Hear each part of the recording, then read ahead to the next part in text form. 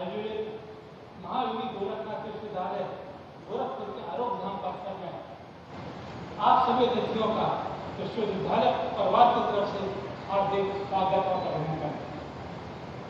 प्रथम हम युग पुरुष ब्रह्मलीन महंत दिग्विजय नाथ जी महाराज और राज संत ब्रह्मलीन महंत अवध जी महाराज को उनकी सप्त दीक्षी व्याख्यानमाला के आयोजन के बाद कथा समय अर्पण करता हूँ। गोरखपुर को ज्ञान के शहर बनाने के संकल्प में महायोगी गोरखनाथ के नाम पर पूज्य महंत योगी आदित्यनाथ जी महाराज के अथक आशीर्वाद से यह विश्वविद्यालय आज एक मील का पत्थर साबित हो रहा है। 2003 में गुरु गोरखनाथ मंदिर में चिकित्सा का प्रारंभ हुआ और वहाँ पे एक बहुत अच्छा अस्पताल था। इसके साथ ही पूर्वी उत्तर प्रदेश के लिए स्वास्थ्य शिक्षा की आवश्यकता को महसूस किया जाने लगा। परम पूज्य महंत योगी आदित्यनाथ जी इस पर कल्पना की और साकार करने में जुट गए। शिक्षा चिकित्सा के भावी वटवृक्ष का बीजारोपण तभी से हुआ और प्रथम इमारत बिल्डिंग बनी वो थी अपने शिव मंदिर की, तो इसलिए कि जो भी इस तरफ आएगा उसका श्रद्धा से सिर झुक जाएगा। 2017 में नर्सिंग कॉलेज और आयुर्वेद कॉलेज बनने प्रारंभ हो गए। शिक्षा चिकित्सा के इस अभियान को 9 जून 2021 को उत्तर प्रदेश के माननीय राज्यपाल की अधिसूचना के साथ दिव्य परिषद महायोगी गोरखनाथ विश्वविद्यालय गोरखपुर के रूप में प्रतिष्ठित हुआ। गत वर्ष 28 अगस्त को इसी दिन भारत के तत्कालीन राष्ट्रपति माननीय रामनाथ कोविंद जी द्वारा इस भव्य और दिव्य चिकित्सा संस्थान को और शिक्षा परिसर को लोकार्पण किया। लोकार्पण के साथ ही यह दिव्य संस्थान शिक्षा परिसर और लोक कल्याण कलाकार में जुट गया और इस हमारे साधना पथ के अग्रसर इस दिव्य परिसर में आप सभी का स्वागत करते हुए मैं अत्यंत आह्लादित हूँ।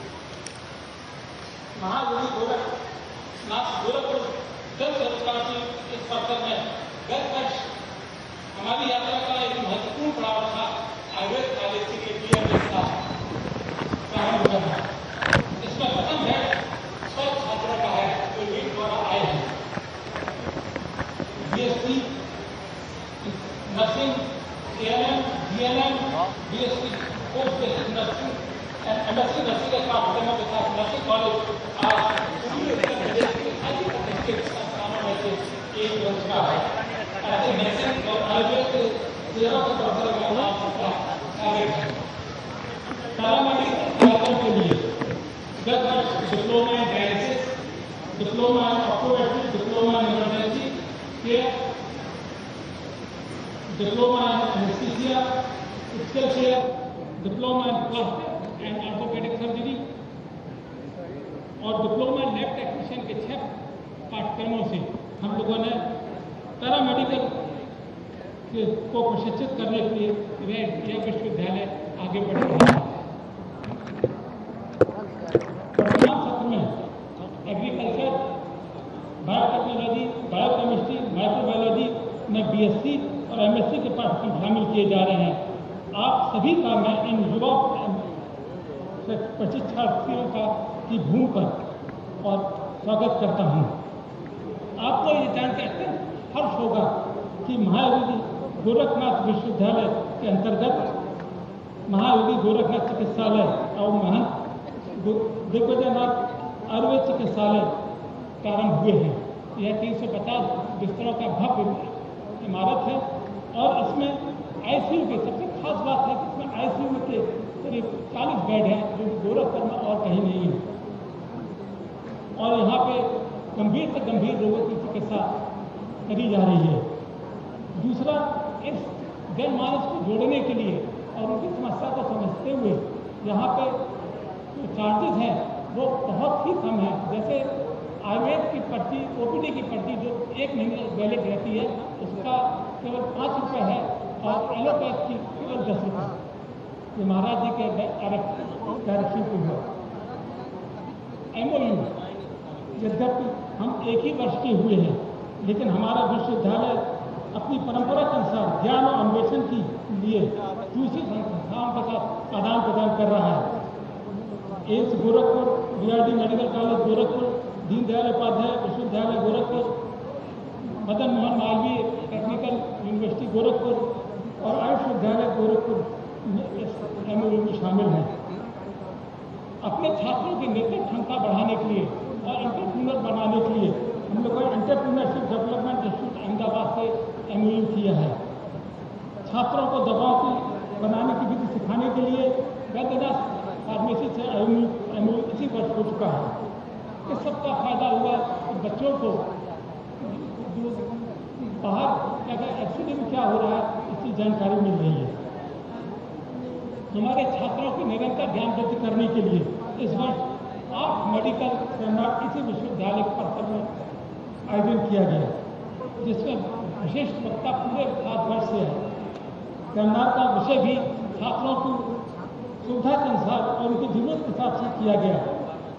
मेडिकल इमरजेंसी, आयुर्वेद और मेडिकल मॉडर्न मेडिसिन से लेके स्टेम सेल थेरेपी से लेके सामयिक विषय जैसे भारत के स्वतंत्रता संग्राम में गोरखपीठ की भूमिका, भारतीय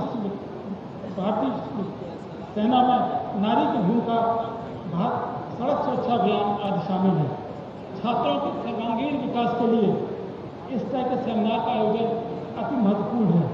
हमारी नर्सिंग की छात्राएं भी जहाँ जाती हैं एक न एक सामूहिक विषय का संदेश फैलाती हैं।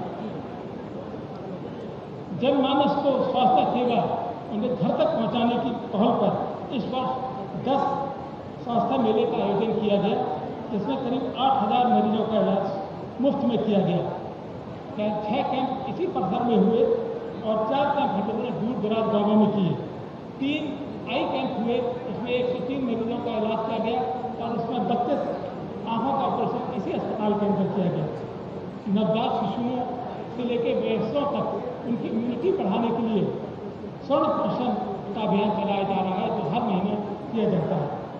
अपने चिकित्सकों और चिकित्सालय के सेवापतियों की तपस्वी स्थल में आप सबका स्वागत करते हुए अपने आप को सौभाग्य समझ रहे हैं। आप सबको बताते हुए यहाँ पर हर्ष हो रहा है कि अगले वर्ष तक हम लोग यहाँ पर महावीर गोरखनाथ मेडिकल कॉलेज भी चालू कर सकते हैं। यह परिसर MBBS की 150 सीटों के चालू होगा और लोगों को उत्तम शिक्षा, मेडिकल शिक्षा के साथ साथ बच्चों को हम लोग अपने समाज में उतारेंगे।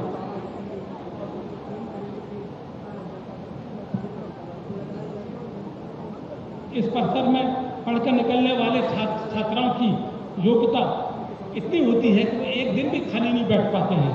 वो सबको समर्थ बनाने और देश समाज की सेवा में खाली बैठने करने का संकल्प लिए हुए हैं। मैं महाराणा प्रताप शिक्षा परिषद के बहुआयामी प्रकल्प महावीर गोरखनाथ विश्वविद्यालय गोरखपुर के इस भव्य परिसर में आप सभी अतिथियों का पुनः अभिनंदन करता हूँ। जय हिंद।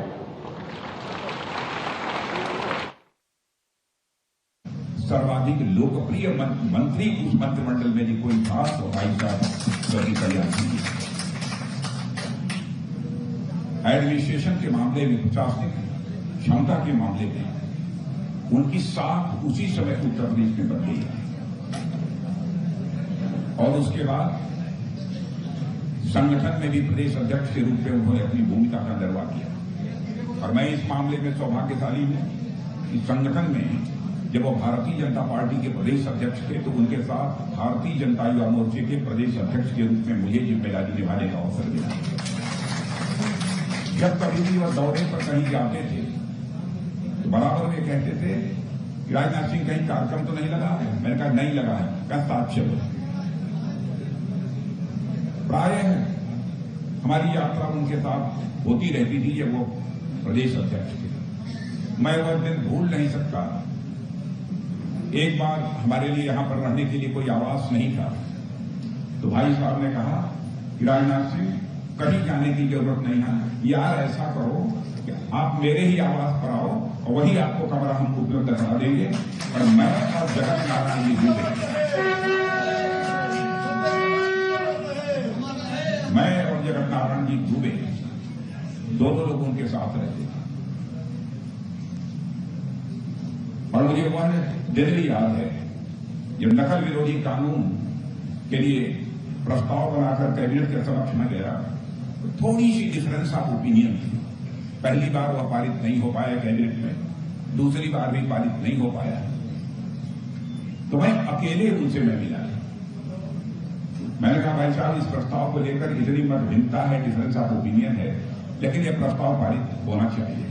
क्षण भर की देर उन्होंने लगाई। उन्होंने कहा कि राजनाथ सिंह आप स्वस्थ रहो, अगली जो कैबिनेट रही है, 2 बार मैंने सुन लिया है सबका, अगली जो कैबिनेट की बैठक होगी उसमें पहला आइटम जिसे मैं लोगों के समक्ष विचारार्थ रखूंगा, इसी आइटम को रखूंगा और इसे मैं अपनी सीआरसी से पास करूंगा।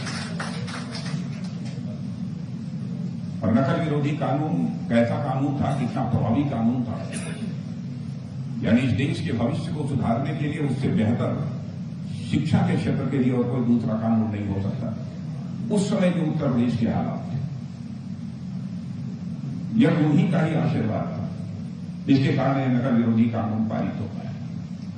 शिक्षा मंत्री रहते हुए पाठ्य पुस्तकों की कंटेंट्स में, यानी विषय वस्तु में जो परिवर्तन करने थे,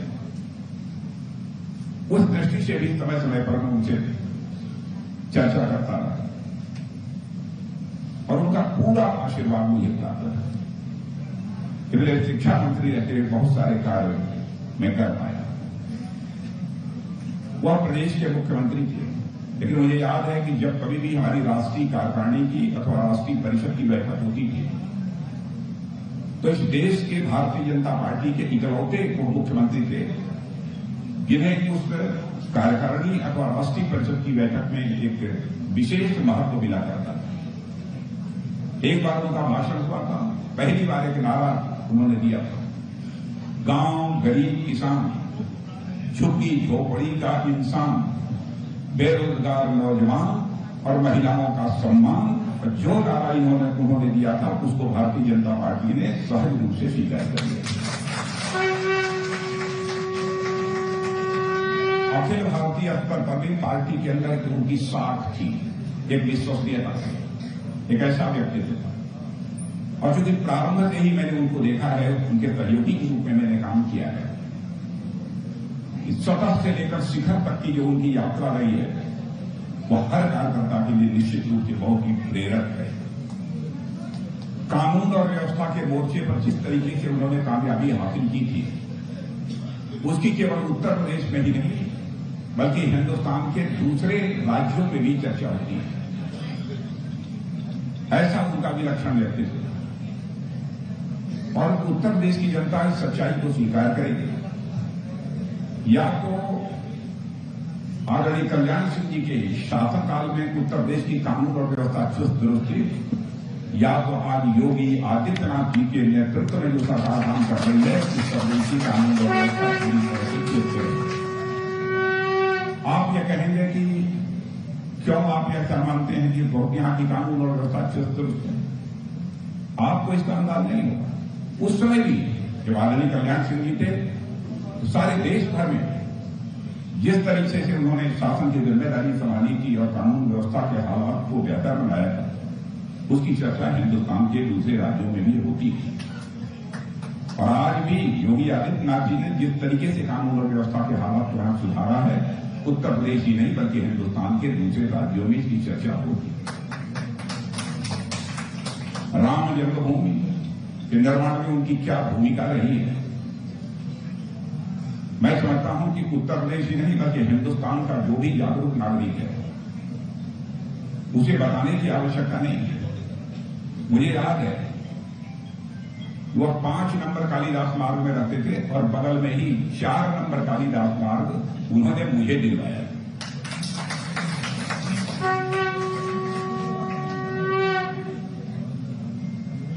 और वह उस समय मिला था जब मायावती यहां के मुख्यमंत्री थे। और मुझे याद है कि मायावती से और भारतीय जनता पार्टी और बहुजन समाज पार्टी की मिली सरकार थी। उस समय भाई साहब ने कहा था कि राजनाथ सिंह हमारे पार्टी के प्रदेश अध्यक्ष हैं, अच्छा होगा कि उनके लिए कोई एक आवास उपलब्ध करा दिया जाए। तो मुझे 4 कालीदास मार्ग उस समय आवंटित हुआ, उसी में लगभग 18 वर्षों तक मैं रहा। और ईश्वर की कृपा थी कि वो मुख्यमंत्री बन गए, तब भी मुझे वही रहने का अवसर प्राप्त हुआ। समय समय पर मेरा आना जाना होगा। जब ढांचा वहां गिर गया तो मैं सीधे 4 नंबर से निकलकर 5 नंबर खाली मार्ग को मैं पहुंच गया। भाई साहब बैठे थे, लुंगी पहने हुए और एक पूरी बांह की एक बनियान पहनते थे, यहां पहने हुए बैठे थे। और आप सभी लोग जानते हैं जब पान सुपारी के भी वो ज्यादा शौकीन थे। अब पान सुपारी भी मैंने खाना सीखा तो उन्हीं से मैंने पान सुपारी खाना सीखा। और बहुत मस्त, जैसे कोई चिंता न हो। गिर गया ढांचा, खबर आ रही थी, यही चर्चा होने लगी कि अब सरकार जाने वाली है।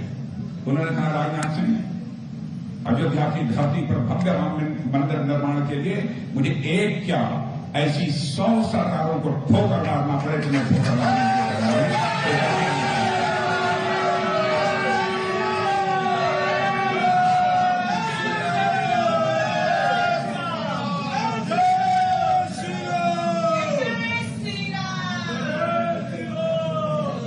भाइयों, अन्य सरकारों को भी उत्तर प्रदेश में काम करते हुए आपने देखा होगा।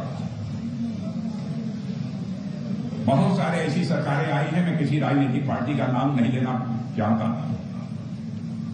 कि उन सरकारों के रहते ऐसे हालात पैदा हो जाते हैं जैसे ease of doing crime. Ease of doing crime माने क्राइम करने के लिए सारी सुविधा, सारी सुगमता दे दी गई हो, एक ऐसी व्यवस्था हो जाती थी। लेकिन मैं कह सकता हूं कि हमारे आदरणीय कल्याण सिंह जी के शासनकाल में ईज ऑफ डूइंग क्राइम नहीं था, बल्कि ईज ऑफ डूइंग बिजनेस था। और यह उन्हीं की सोच का यह परिणाम था। और आज हमारे योगी जी उसी काम को कर रहे हैं।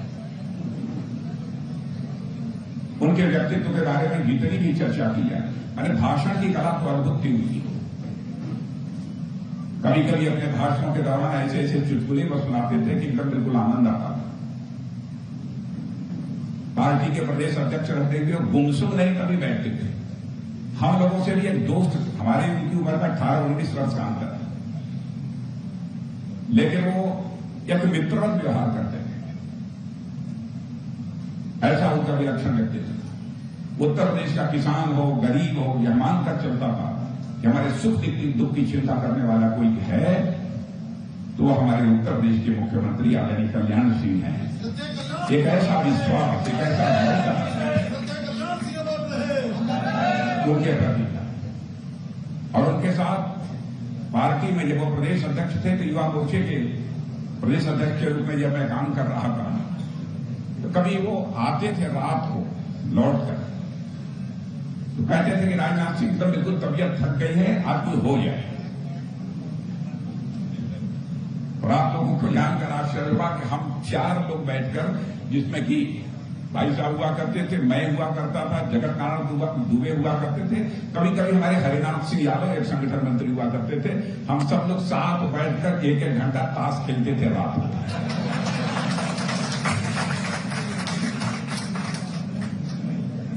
मैंने कभी भी यह महसूस ही किसी कार्यकर्ता को नहीं होने दिया उन्होंने कि वो प्रदेश अध्यक्ष हैं, इतने बड़े पॉलिटिकल स्टारवर्ड हैं, यह कभी महसूस ही नहीं होने दिया।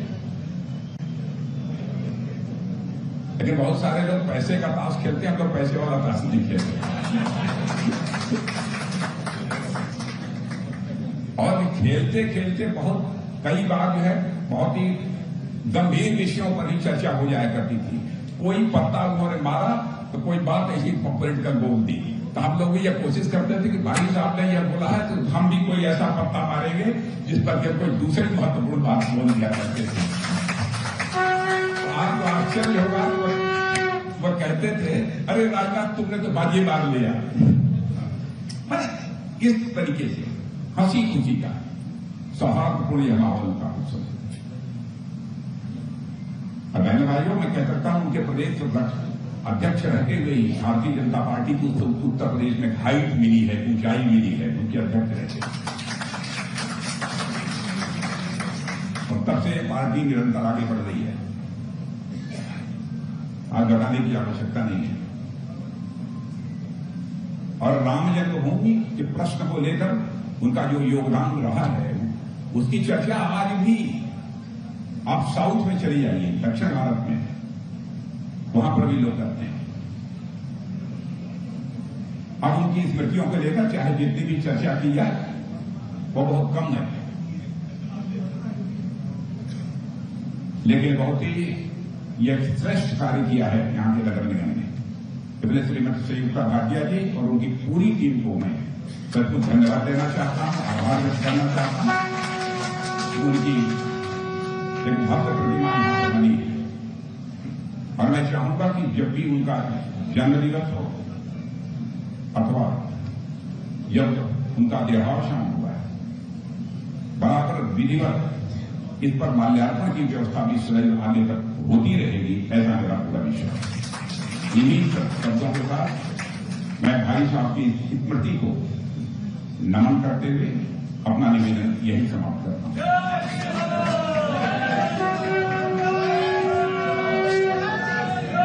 आपका बहुत बहुत धन्यवाद और आभार। आपने बापूजी के जीवन से जुड़े हुए व्यक्तिगत संस्मरणों को हम सबसे साझा किया और हम इसके लिए आपका बहुत बहुत आभार और धन्यवाद व्यक्त करते हैं। और कार्यक्रम के अंत में धन्यवाद ज्ञापन के लिए हम नगर आयुक्त महोदय श्री इंद्रजीत सिंह जी को आमंत्रित करेंगे।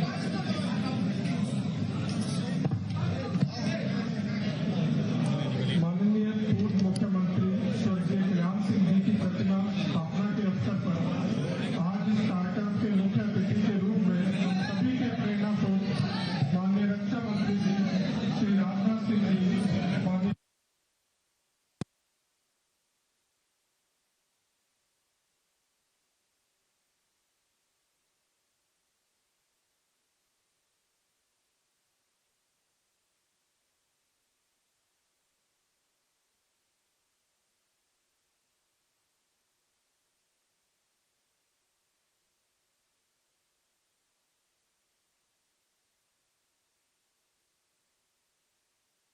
आपने प्रदेश का सोच बदलने का काम किया है। एक वो उत्तर प्रदेश था जहां लोग आने से कतराते थे, कोई बिजनेस करना नहीं चाहता था, एक बीमारू प्रदेश था।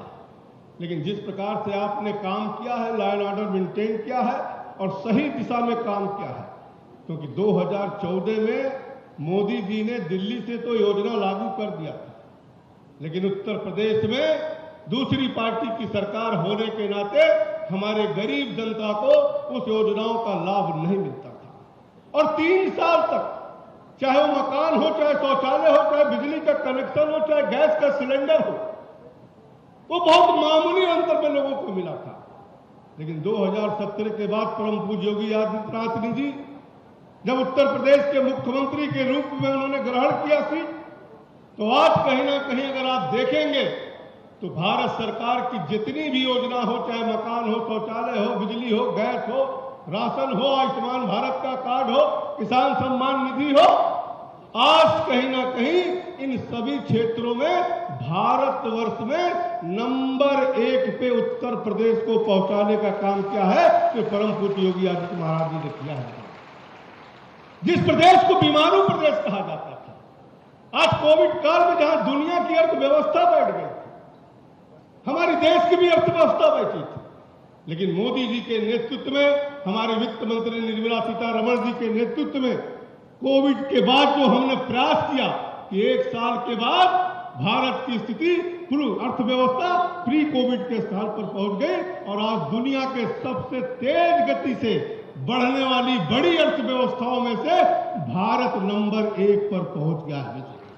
उसी प्रकार से योगी जी के नेतृत्व में आज पूरे देश में सभी प्रदेशों से सबसे तेज गति से बढ़ने वाला प्रदेश उत्तर प्रदेश को बनाकर मुख्यमंत्री जी ने एक देश में कहीं ना कहीं नंबर 1 पर पहुंचाने का काम किया है।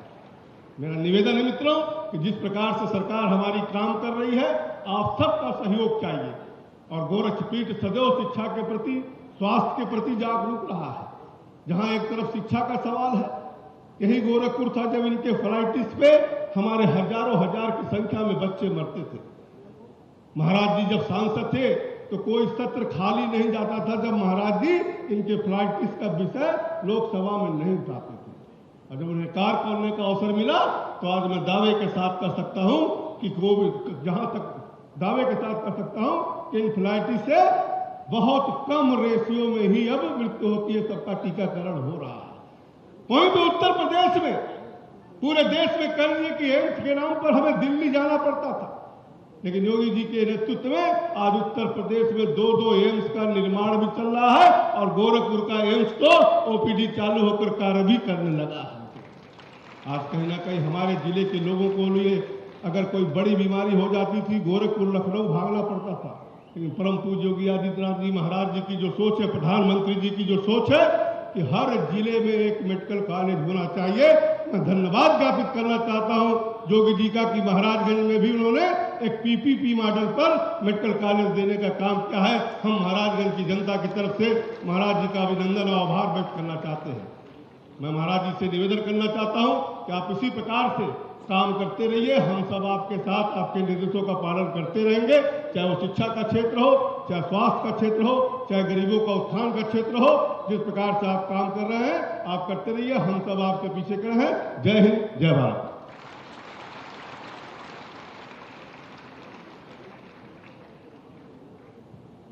अब मैं बोध गीत हेतु छात्रा को आमंत्रित करती हूँ।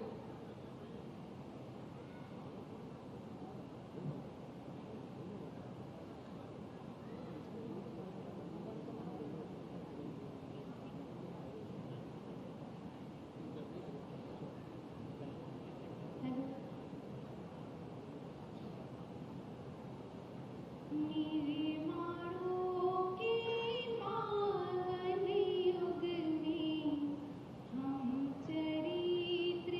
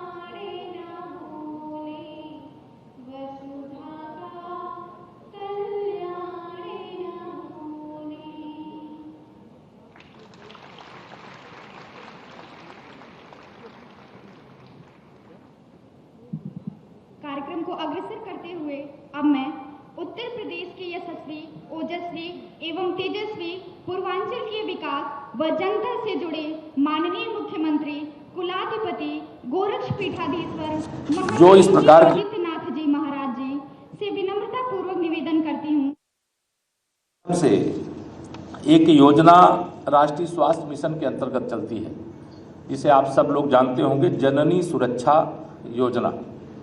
अब ये जननी सुरक्षा योजना, चूँकि मैं गांव के बैकग्राउंड से आता हूं और गांव में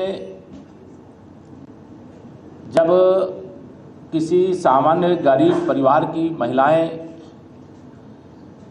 गर्भधारण करती हैं और उनके तमाम प्रकार के अभाव का जीवन रहता है, तो उनको बच्चे की जो प्रोग्रेस है उस प्रोग्रेस को ठीक से हो, इसके लिए जननी सुरक्षा योजना के माध्यम से 6,000 रुपये की आर्थिक सहायता उनके सीधे खाते में भेजने का काम या किया जाता है। जो इसमें तमाम संचालक हैं अपने अपने चिकित्सालयों के, वह सब जानते होंगे। बाद में एक और योजना शुरू की गई जिसका नाम प्रधानमंत्री सुरक्षित मातृत्व योजना का कार्यक्रम रखा गया। श्री महेंद्र पाल सिंह जी, विपिन सिंह जी, डॉक्टर विमलेश पासवान जी, श्री राम चौहान जी, श्री राजेश त्रिपाठी जी, भारतीय जनता पार्टी के क्षेत्रीय अध्यक्ष डॉक्टर धर्मेंद्र सिंह जी, उत्तर प्रदेश महिला आयोग की पूर्व उपाध्यक्ष श्रीमती अंजू चौधरी जी, आज के समारोह में उपस्थित विश्वविद्यालय अनुदान आयोग के पूर्व अध्यक्ष तथा कई विश्वविद्यालयों के कुलपति के रूप में जिनके पास एक लंबा अनुभव है, वर्तमान में उत्तर प्रदेश सरकार के शिक्षा सलाहकार प्रोफेसर डीपी सिंह जी, प्रदेश सरकार के फर्मा क्षेत्र के सलाहकार और भारत के पूर्व drug controller doctor Jayant Singh ji, कुलपति मदन मोहन मालवीय प्रौद्योगिकी विश्वविद्यालय प्रोफेसर जेपी पांडे जी, कुलपति महायोगी गुरु गोरखनाथ आयुष विश्वविद्यालय गोरखपुर प्रोफेसर एके सिंह जी,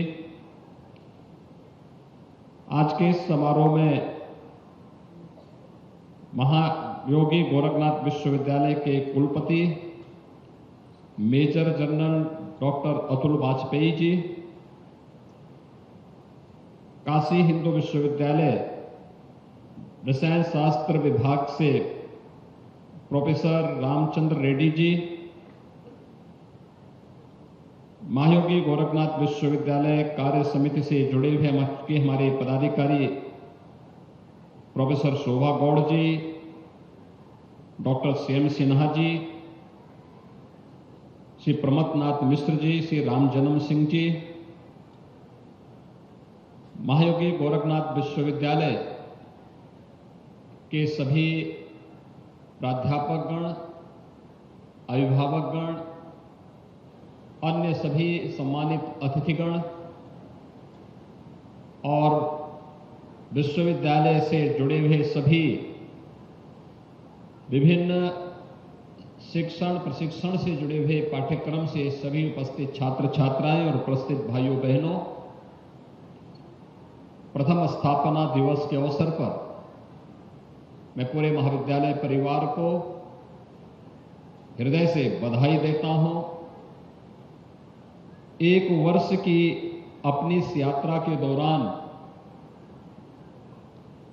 अनेक उतार चढ़ावों का सामना करते हुए जिस सुगमता सहजता के साथ महायोगी गोरखनाथ विश्वविद्यालय ने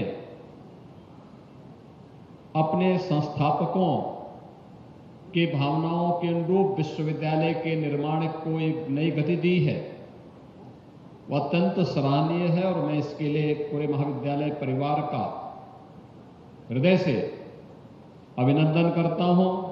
हृदय से बधाई देता हूं और अपनी शुभकामनाएं भी देता हूं। हम सब जानते हैं, ठीक 1 वर्ष पहले देश के तत्कालीन राष्ट्रपति माननीय श्री रामनाथ कोविंद जी के कर कमलों से विश्वविद्यालय का विधिवत उद्घाटन हुआ था। उस समय भी ऐसे ही मौसम था, बारिश थी और उस दौरान भी ये लगता था कि कार्यक्रम हो पाएगा नहीं हो पाएगा, क्योंकि राष्ट्रपति जी के कार्यक्रम के दृष्टि से कैसे हम इन कार्यक्रमों को संपन्न करेंगे, ये एक बात थी।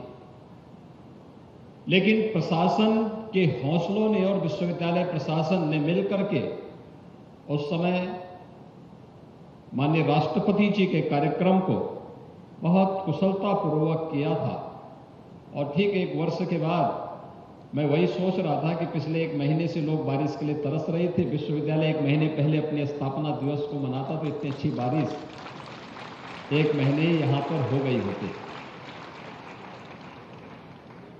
रात्रि से ही बारिश है और मेरे आगमन के कुछ पहले तक लगातार बारिश पड़ती रही, लेकिन उस सब के बावजूद आपके हौसलों ने आपको यहां तक लाने में और कार्यक्रम के प्रति आपकी रुचि को यहां पर बहुत स्पष्ट रूप से व्यक्त किया है। मैं इसके लिए भी आप सबका हृदय से अभिनंदन करता हूं।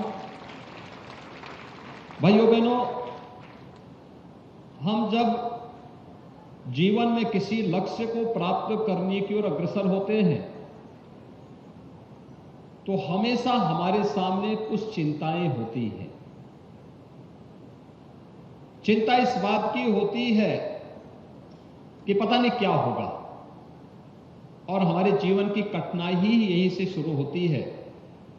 हमें इति की चिंता होती है, अथ की नहीं।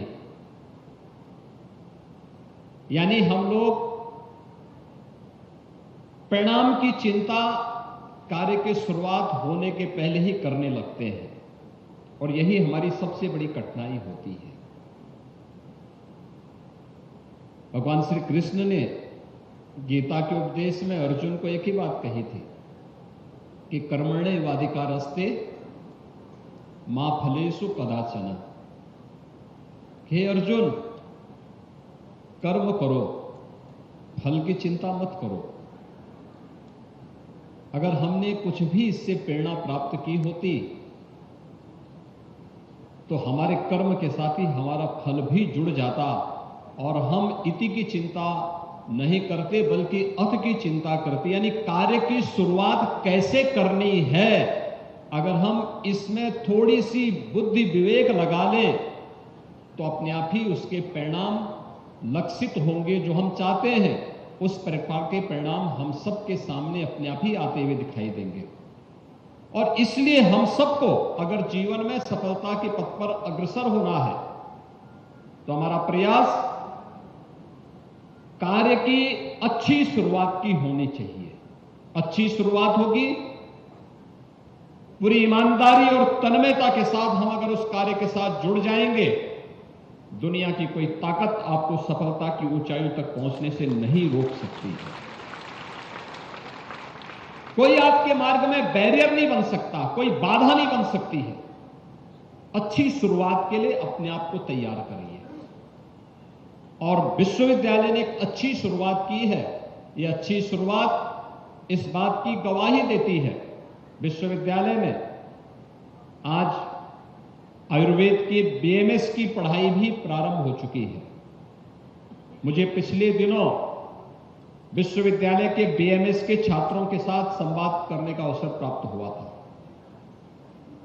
मुझे पिछले दिनों यहां पर और फिर इन लोगों के लखनऊ कुछ इन्होंने सेंट्रल लेबोरेटरी का इन लोगों ने वहां पर भ्रमण किया था। उस दौरान भी उनसे संवाद करने का अवसर प्राप्त हुआ था।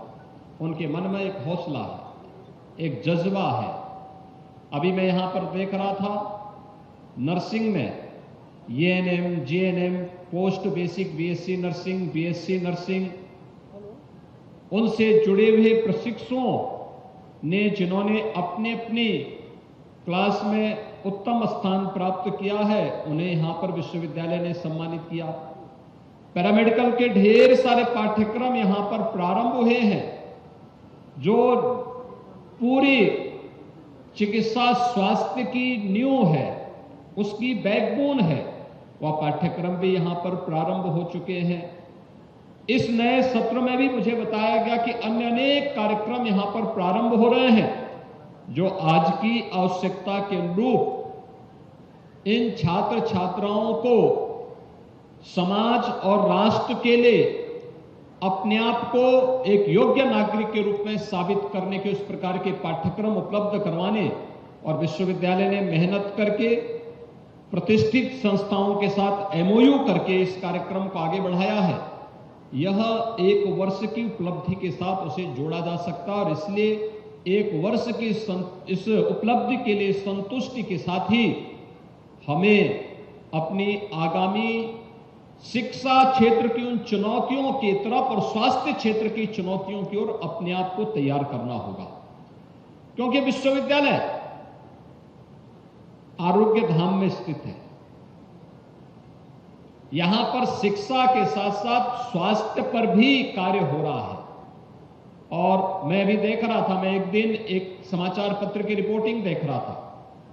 विश्वविद्यालय के जो कुलपति हैं, major general doctor Atul Vajpayee, army medical corps के मेजर जनरल पद से अवकाश ग्रहण करने के बाद उन्होंने विश्वविद्यालय ज्वाइन किया और विश्वविद्यालय के कुलपति के रूप में आज अपनी सेवा दे रहे थे। उन्होंने यहां पर चिकित्सालय भी है, और मुझे बताया गया कि आज पहले स्थापना दिवस में एक स्वास्थ्य मेला का आयोजन भी यहां पर आयोजित किया गया है। तो एक चिकित्सक होने के नाते एक स्वाभाविक जिज्ञासा कि इन क्षेत्रों में कौन से कारणों से अकस्मात लोगों की मौतें हो रही हैं, उसके कारण क्या है। उन्होंने विभिन्न यहां के चिकित्सालय के, गोरखनाथ चिकित्सालय के, medical college, AIIMS, district hospital और आसपास के क्षेत्रों के कुछ डाटा इकट्ठे किए। लैब से उन्होंने उस डाटा को भी मिलान किया, जो टेस्टिंग रिपोर्ट थी उसको भी मिलान किया, और फिर उन्होंने निष्कर्ष निकाले कि वास्तव में मौत के आंकड़े किन बीमारियों के कारण थे जिन्हें हम बीमारी नहीं मानते थे, जिन्हें हम कुछ और कारण मानते थे। किसी को इंसेफ्लाइटिस मानते थे, किसी को मेनिंजाइटिस मानते थे, किसी को हम डेंगू मानते थे, लेकिन इन सब से इतर उन्होंने अपना एक नया शोध प्रस्तुत किया कि नहीं, ये जो छुछुंदर होता है ना, चूहा के पेशाब से भी एक बीमारी होती है। गांव में जो झाड़ झंकार होता है उसके कारण वो पैदा होती है, और वह मौत का कारण था, और वह सभी समाचार पत्रों ने उसे बड़े अच्छे ढंग से प्रस्तुत करने का काम किया था। और मुझे लगता है कि ये चिकित्सा क्षेत्र में, नर्सिंग क्षेत्र में, पैरामेडिक के क्षेत्र में, या तमाम प्रकार के जो पाठ्यक्रम हैं, इन पाठ्यक्रमों के क्षेत्र में भी जो अन्य अनेक शोध के अवसर हैं, आयुर्वेद के क्षेत्र में व्यापक अवसर है। एक एक अभियान हमारे लिए शोध का विषय बन सकता है, एक नए पब्लिकेशन का विषय बन सकता है, रिसर्च पेपर का विषय बन सकता है। हम उसके माध्यम से अपने रिसर्च को आगे बढ़ा सकते हैं, और फिर रिसर्च एंड डेवलपमेंट को जोड़ करके जब हम आगे बढ़ेंगे, यही तो हमारी राष्ट्रीय शिक्षा नीति कह रही है कि हमें इस कार्यक्रम को आगे बढ़ाना, फिर अपने रिसर्च को पेटेंट कराना, और पेटेंट करा करके फिर अपने को एक प्रतिष्ठित विश्वविद्यालय के संस्थान के रूप में स्थापित करना। यह विश्वविद्यालय और सभी संस्थाएं अगर स्वस्थ प्रतिस्पर्धा के साथ जुड़ेंगी तो सचमुच भारत शिक्षा के क्षेत्र में और स्वास्थ्य के क्षेत्र में ग्लोबल रैंकिंग में सर्वोच्च स्थान प्राप्त करने में सफलता प्राप्त कर सकता है, और यही प्रधानमंत्री मोदी जी चाहते हैं। ये राष्ट्रीय शिक्षा नीति कोरोना कालखंड में इसी उद्देश्य से लागू भी की गई। कोरोना कालखंड में इसीलिए आप सब जानते हैं, जब पूरी दुनिया कोरोना से पस्त थी, पूरी दुनिया कोरोना जैसी महामारी से अपने स्वयं के बचाव में लगी हुई थी, तब भारत के अंदर प्रधानमंत्री मोदी जी के नेतृत्व में बड़े अभिनव कार्यक्रम चल रहे थे। यहां पर जीवन भी बचाया जा रहा था और जीविका को भी बचाने का कार्य हो रहा था। गरीबों के लिए फ्री में राशन की सुविधा हो रही थी, श्रमिकों को भरण पोषण भत्ता दिया जा रहा था, लोगों के व्यवस्थित उपचार की सुविधा, फ्री में उपचार, फ्री में टेस्ट, ये सभी सुविधाएं उपलब्ध करवाई जा रही थी। तो हर गरीब के लिए और भारत के हर नागरिक के लिए फ्री में टीका भी भारत की ही लैब में विकसित करने की कार्रवाई हो रही थी। आप अनुमान करिए, इंसेफ्लाइटिस से यह क्षेत्र 40 वर्षों से त्रस्त था और 40 वर्ष तक इंसेफ्लाइटिस के उपचार के लिए कोई गंभीरता नहीं दिखाई गई थी। 40 वर्ष में 50,000 बच्चों की मौत पूर्वी उत्तर प्रदेश में हुई। इंसेफ्लाइटिस का टीका, इसका वैक्सीन जापान ने 1905-6 में विकसित कर दिया था और भारत के अंदर उस वैक्सीन को आने में 100 साल लगे। जब 2006, 7, 5, 6 में जब संसद में अनेक बार मुद्दे को उठाने, सड़कों पर आंदोलन करने के परिणाम स्वरूप 100 साल के बाद इसका वैक्सीन, आपका इंसेफ्लाइटिस का वैक्सीन पूर्वी उत्तर प्रदेश में आ पाया था। ये पिछली सरकारों की कार्य पद्धति थी, लेकिन कोरोना महामारी आई, 9 महीने के अंदर भारत वैक्सीन लेकर के आ गया और विश्व स्तरीय वैक्सीन, जिसको दुनिया ने भी जिसके प्रभाव को स्वीकारा, आज वो वैक्सीन भारत के पास है और 200 करोड़ वैक्सीन की डोजेज भारत के अंदर अब तक सफलतापूर्वक लग चुकी है। और वैक्सीन का जो कैंपेन चल रहा है पूरे देश के अंदर सफलता की जिन नई ऊंचाइयों को प्राप्त कर रहा है। उत्तर प्रदेश ने स्वयं 36 करोड़ वैक्सीन की डोजेज लगा दी है। ये चीजें साबित करती हैं कि करने की इच्छा शक्ति हो। अगर हम लोग ये डरते कि पता नहीं क्या होगा, मोदी जी भी यही सोचते, तो क्या हम वैक्सीन ले पाते हैं? क्या हम 80 करोड़ गरीबों को देश के अंदर और 15 करोड़ गरीबों को उत्तर प्रदेश के अंदर क्या फ्री में राशन दे पाते? फ्री में उपचार और फ्री में टेस्ट की सुविधा उपलब्ध करा पाते? हम भी हाथ पे हाथ धरे बैठे रहते तो क्या 1 करोड़ श्रमिक और कामगार जो अपना अपना काम धाम छोड़ करके वापस आ रहे थे, क्या इन्हें हम उनके गंतव्य तक पहुंचा पाते? कभी नहीं। हमने कहा चैलेंज है, चुनौती है, तो चुनौती हमारे लिए एक अवसर भी है और इस चुनौती का सामना करते हुए हम हर एक कामगार और श्रमिक को उसके घर तक पहुंचाने का काम करेंगे, उसकी देखरेख करेंगे, क्योंकि वह हमारा नागरिक है। एक ये भाव, हम टेस्ट करेंगे। मुझे याद है जब कोरोना आया था, उत्तर प्रदेश में कोई टेस्ट लेबोरेटरी नहीं थी, एक भी टेस्ट यूपी में नहीं होता था। पहला पेशेंट जब आया था तो हम लोगों ने तब दिल्ली भेजा था उपचार के लिए, टेस्ट के लिए भी पुणे गया था हमारा सैंपल। लेकिन आज 4 लाख टेस्ट पर डे करने की क्षमता उत्तर प्रदेश के अंदर है। करने की इच्छा शक्ति होनी चाहिए। हमने परिणाम की चिंता नहीं की, पहले परिणाम अच्छा हो इस पर फोकस होना चाहिए, लेकिन कार्य की शुरुआत कैसे होनी चाहिए, हमने उसको अच्छा किया, परिणाम हमारे पक्ष में रहा। हमारे कोविड प्रबंधन को सर्वत्र सराहना मिली और वह आज की सबसे बड़ी आवश्यकता है।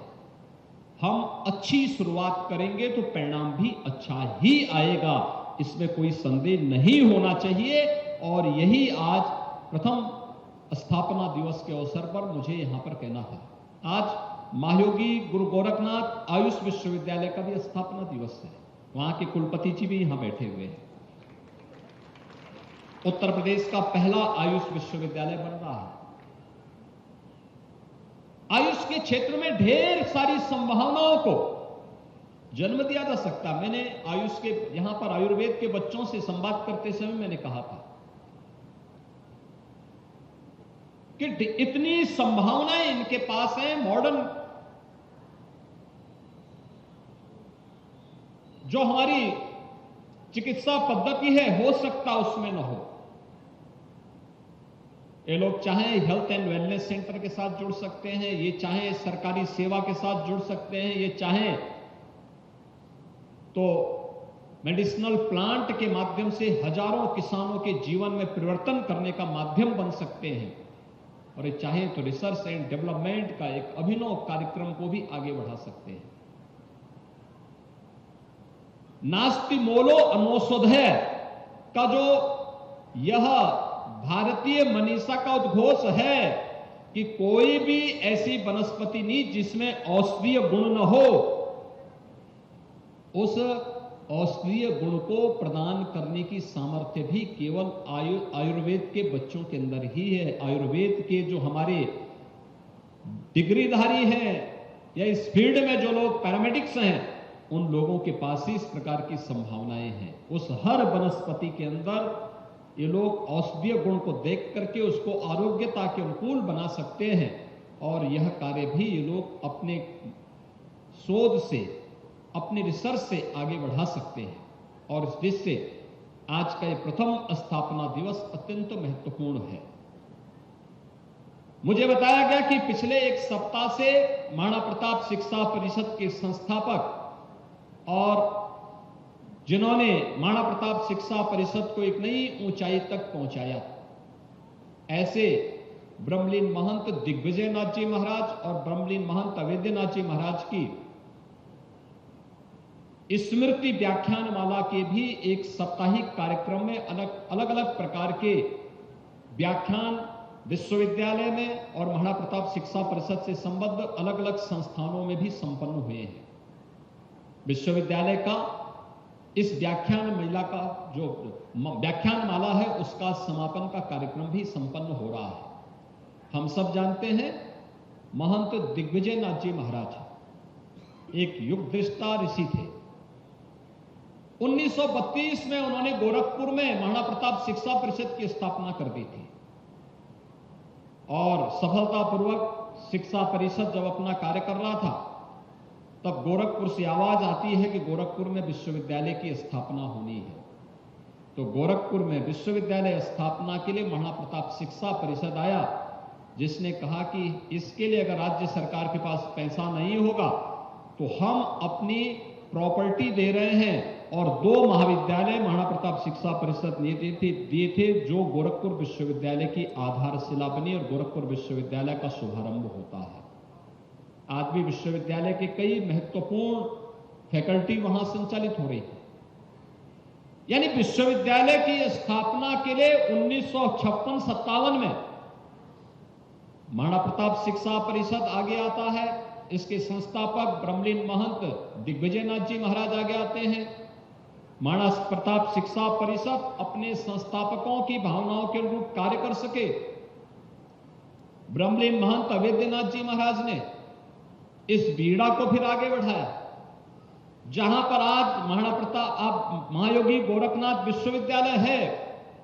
इस पूरी भूमि की परिकल्पना को भी महंत अवैधनाथ जी महाराज ने ही वह परिकल्पना 2005 में यहां पर प्रस्तुत की थी, और फिर इस कार्यक्रम के साथ जब महाराणा प्रताप शिक्षा परिषद जुड़ा तो यहां पर आज विश्वविद्यालय है। मैं इस अवसर पर इन दोनों पूज्य संतों के इसी चरणों में भी नमन करते हुए उन्हें अपनी विनम्र श्रद्धांजलि अर्पित करता हूं। और विश्वविद्यालय ने एक व्याख्यान माला उनकी स्मृति में यहां पर किया। जीवन का कोई ऐसा क्षेत्र नहीं जो लोक कल्याण का हो, राष्ट्र कल्याण का हो, जिसमें इन पूज्य संतों का सानिध्य न प्राप्त हुआ हो। गोरखपुर को, पूर्वी उत्तर प्रदेश को, समाज को और जहां आवश्यकता पड़ी उन प्रत्येक क्षेत्र में इन लोगों ने बढ़ करके, आगे चल करके, स्वयं की परवाह न करके गोरखपीठ को माध्यम बना करके सेवा और लोक कल्याण के इन कार्यक्रमों को आगे बढ़ाने का कार्य किया। आज विश्वविद्यालय अपनी प्रथम स्थापना दिवस के कार्यक्रम के साथ यहां पर जुड़ रहा है। महाराणा प्रताप शिक्षा परिषद अगले 9 वर्ष के अंदर अपनी शताब्दी वर्ष के कार्यक्रम के साथ जुड़ेगा। कल्पना करिए 100 वर्षों की, यानी 91-92 वर्षों की यात्रा, कितनी अभिनव यात्रा है, कितने उतार चढ़ाव देखे होंगे। कनेक्टिविटी नहीं थी, तब यहां शिक्षण संस्थान खुलते हैं। साधन नहीं थे, तब शिक्षण संस्थान खुलते हैं। और यहां के बच्चों को अत्याधुनिक शिक्षा से युक्त कैसे किया जाए, उस दिशा में प्रयास होता है। आज महाराणा प्रताप शिक्षा परिषद के उसी लक्ष्य को, उनके संस्थापकों के उसी प्रयोग को आगे करते हुए महायोगी गोरखनाथ विश्वविद्यालय निरंतर उस पथ पर अग्रसर हुआ है। यह अत्यंत अभिनंदनीय है और अपने संस्थापकों की भावनाओं के अनुरूप कार्य कर रहा है। आज गोरखपुर और हमारा पूर्वी उत्तर प्रदेश शिक्षा और चिकित्सा का एक नया केंद्र बिंदु बन रहा है। प्रधानमंत्री जी ने विगत वर्ष गोरखपुर एम्स का उद्घाटन किया। गोरखपुर में एम्स होगा, कोई सोचता था? गोरखपुर का फर्टिलाइजर कारखाना आज प्रारंभ हो चुका है। गोरखपुर में वे तमाम संस्थान जो कभी लोगों ने जिसके बारे में सोचा ही नहीं था। मदन मोहन मालवीय प्रौद्योगिकी विश्वविद्यालय गोरखपुर में नेक की अभी जो ग्रेडिंग हुई थी, उसमें ये ग्रेडिंग उन्हें प्राप्त होती है। ये दिखाता है विश्वविद्यालय सही दिशा में आगे बढ़ रहा है। एक प्रयास हुआ, विश्वविद्यालय ने वो स्थान प्राप्त किया। यही प्रयास हर एक संस्था में एक स्वस्थ प्रतिस्पर्धा के लिए आगे बढ़ना चाहिए और उस स्वस्थ प्रतिस्पर्धा के लिए हम सब अपने आप को तैयार कर सकें, यह आज की आवश्यकता होनी चाहिए। लेकिन शुरुआत कैसी हो, ये सफलता निर्भर करती है और उस शुरुआत के लिए मैं आप सबका आह्वान करूंगा कि हम सब मिलकर के उत्तर प्रदेश को शिक्षा और स्वास्थ्य के अत्याधुनिक केंद्र के रूप में विकसित करें। यह देश की सबसे बड़ी आबादी के राज्य के लिए, जिस राज्य को यह भी गौरव है कि उसके पास सबसे अधिक युवा है, तो उस राज्य के लिए आवश्यक होगा कि उन युवाओं के उज्जवल भविष्य के लिए हम लोग उस प्रकार के पाठ्यक्रमों के साथ उस प्रकार की शिक्षा, उस प्रकार की चिकित्सा और उस प्रकार के अन्य महत्वपूर्ण साधन यहां पर उपलब्ध करवाएं, जिसमें वह अपने उज्जवल भविष्य की तस्वीर को आगे बढ़ाते हुए उत्तर प्रदेश को देश की नंबर 1 अर्थव्यवस्था के रूप में स्थापित कर दे। भाइयों बहनों, हम लोगों ने वर्तमान में उत्तर प्रदेश के अंदर कुछ कार्यक्रम प्रारंभ किए हैं। यूपी के युवाओं को अपने कंपटीशन की तैयारी के लिए कहीं बाहर न जाना पड़े, अभ्युदय कोचिंग के माध्यम से हम लोगों ने प्रदेश के अंदर फिजिकली भी और वर्चुअली भी कोचिंग की व्यवस्था प्रारंभ की है। जो जिन छात्रों का अभ्युदय कोचिंग के साथ सिलेक्शन हो रहा है, उनको टैबलेट उपलब्ध करवाने की कार्रवाई भी हो रही है। लेकिन साथ साथ प्रदेश के अंदर स्नातक, परास्नातक हर युवा को राज्य सरकार टैबलेट और स्मार्टफोन उपलब्ध करवा सके, इसके लिए हम लोगों ने एक बड़े कार्यक्रम को सामने रखा है। इस समय एक चैलेंज हमारे सामने है कि कोरोना महामारी के कारण सेमीकंडक्टर की उपलब्धता न होने के कारण, प्रोडक्शन स्मार्टफोन और टैबलेट की न होने के कारण स्मार्टफोन को वितरण की गति थोड़ी कहीं न कहीं बाधित हुई है।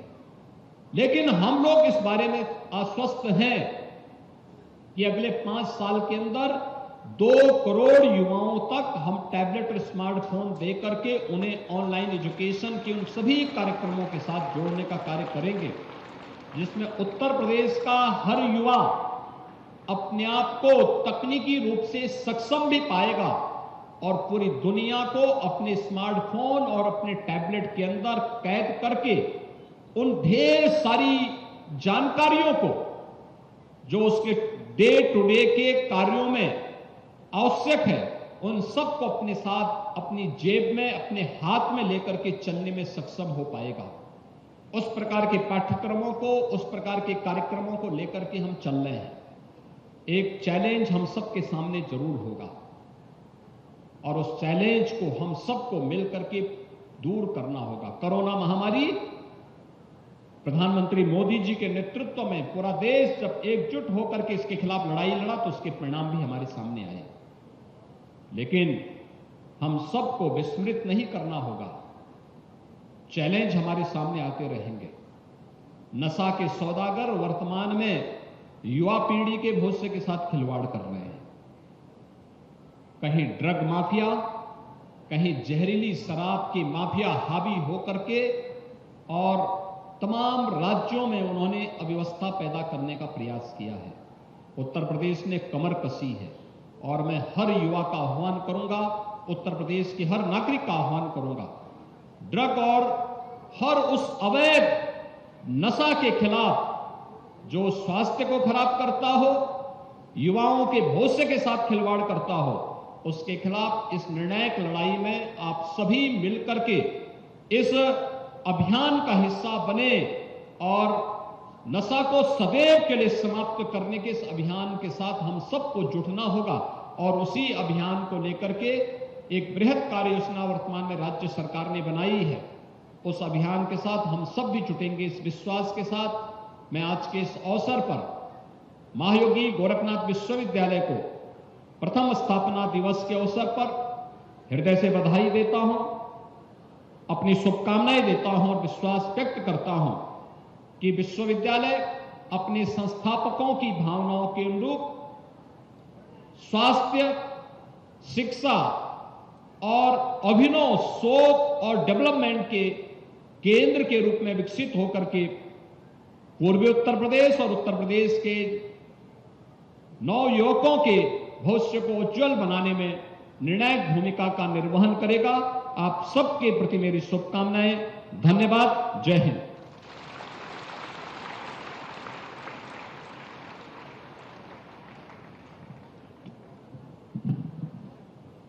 आज के समारोह को अंत की ओर बढ़ाते हुए अब मैं गुरु Shri Gorakhnath college of nursing की प्राचार्य महोदया डॉक्टर DS अजीता जी को धन्यवाद ज्ञापन हेतु आमंत्रित करती हूँ।